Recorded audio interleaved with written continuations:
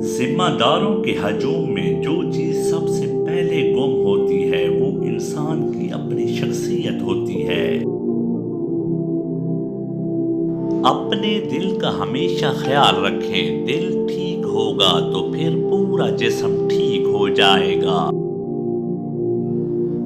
بدگمانی وہ مرض ہے جو خوبصورت چیز کو قتل کر دیتی ہے۔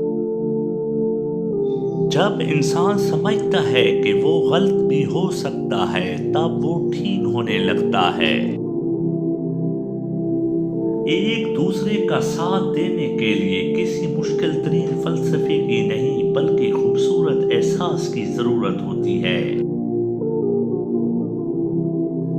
آپ کا ریسپانس آپ کی سب سے بڑی طاقت ہے۔ منفی لوگوں اور چیزوں کے متعلق ریسپانس دینا جتنا کم کرتے جائیں گے آپ اتنا ہی پرسکون محسوس کریں گے۔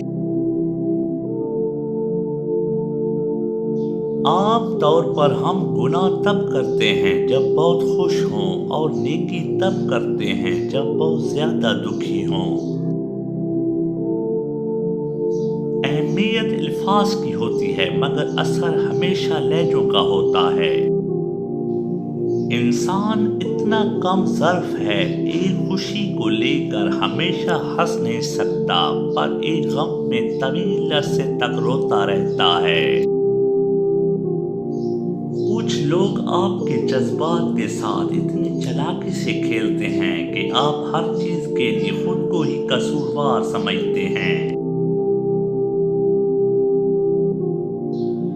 رشتوں کی رسی کمزور تب ہوتی ہے جب انسان غلط فہمی میں پیدا ہونے والے سوالوں کا جواب بھی خود ہی بنا لیتا ہے۔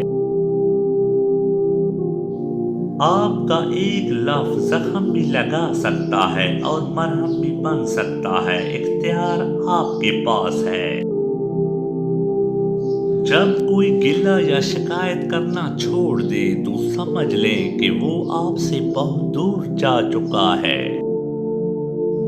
خدا ہر ماں باپ کو اتنی عمر دے کہ وہ ساری خوشیوں کو دیکھ سکیں جو انہوں نے اپنی اولاد کے لیے مانگی ہیں۔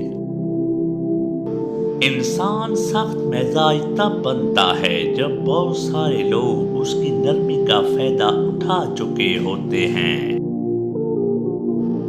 محبت جن سے کرتے ہیں انہیں پھر اڑنے دیتے ہیں، جن کو چاہ ہوتی ہے وہ خود ہی قید رہتے ہیں۔